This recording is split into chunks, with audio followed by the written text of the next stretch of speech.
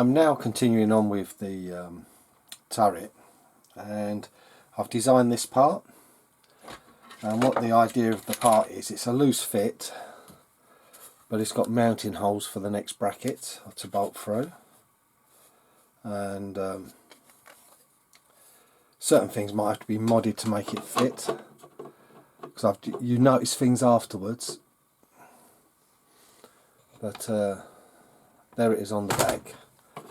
I've just got to centralise it, drill through, and it will screw on. So that is a part, so that will be the sort of the complete turret, and like whatever is from here I've got to build onto. Like I said, it's very hit and miss, but the gun will be on here, and as you can see I want it about here.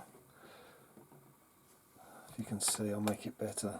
See, I want it up just above, so what I've got to make is a bracket to hold it, and then make a side bracket, and then what's left over is what I build round.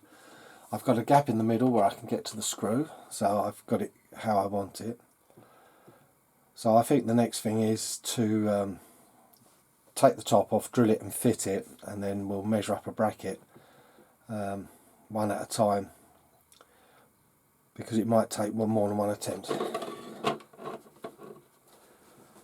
to get this right.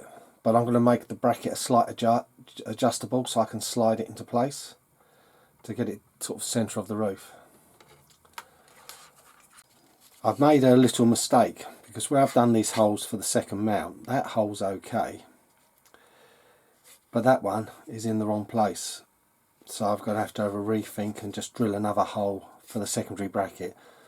It's not a problem, it will still work, but I have mucked up.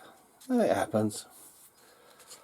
But then when you are designing on the fly, and even here we've got problems as well, I'm going to have to move the hole again, because I made allowances for the disc, but I thought I got it right, but I haven't. So let's drill a couple of new holes, well, a new hole for that, and try and build this bracket. See, the other one's on the centre, it don't matter, that will go straight the way through and bolted on. So yeah, it's only a little bit out, but we'll drill a secondary hole, which we're going to have a new measurement. This is the bracket I've built to hold the servo and to mount the gun at the height I want, or the barrel of the gun. Now, I mucked up. I changed something halfway, and that's the worst thing you can do. And I didn't make allowances for where the screws came out, so it had to be re-drilled and rejigged. So I'd done that, and then I realised I was covering up that centre screw, you know, the one I said I have to leave so I can always have a removable part in the top so I can get to it. So I had to chop the bracket down to its new shape, which does the job. It's a bit of a shame, but it had to be done.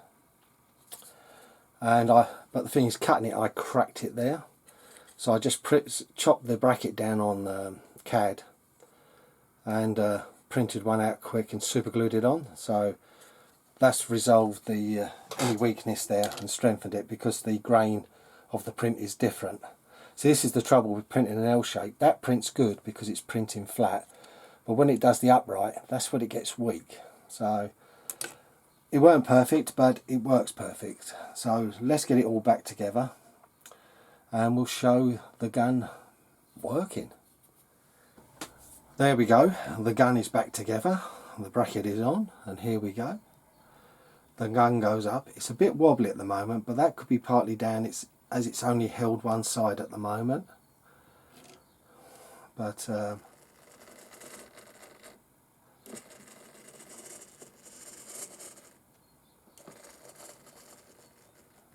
it works.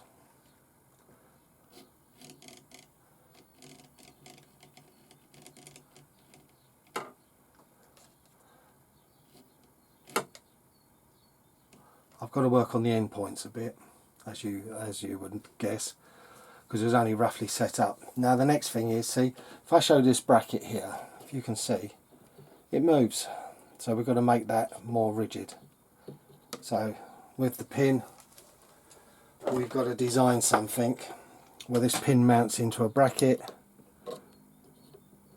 and is secured to this base. So let's get cracking with that. To finish off the gun, I've made this second bracket with a little shaft. The little Tamiya shaft I had, I did have to reduce it in length a little bit. I think about 6 or 7 millimeters. And like I said, on the bracket I make slots, and that can be an advantage. It gives you manoeuvrability for when I drilled through the base just to put the bolts in place, and it gives you adjustment. The same with the back, I adjusted it off to get the gun as near central, near straight up the centre. Now I'm going to try and make a support brace. Won't be easy, but we'll see what I can come up with, because I want it to sort of sit on something so it's just above when it's at rest when you're out, so you haven't got too much bouncing around. I should really show you, the gun does work. It's turning okay.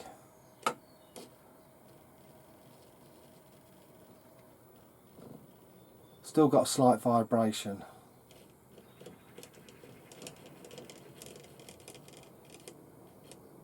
But the hard bit is going to be sort of boxing it in. But we've got to think about it. Here we are. I made a barrel stay to hold the barrel up, so when it's going along it shouldn't bounce about too much. I've just got to set the end point so it just rests inside the thing. But thing is, I kept getting disturbed yesterday and I got it wrong.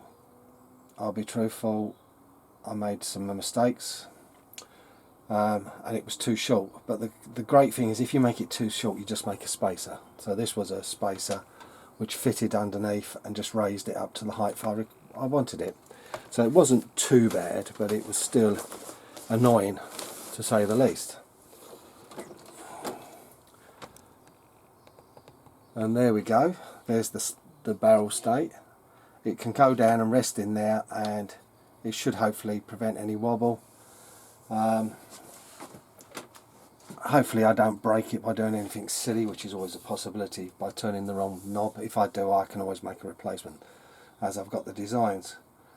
But this sort of completes the gun construction. It's a fully working gun now, and in the next video we will look at trying to box it in and make it look nicer and getting it possibly ready towards paint.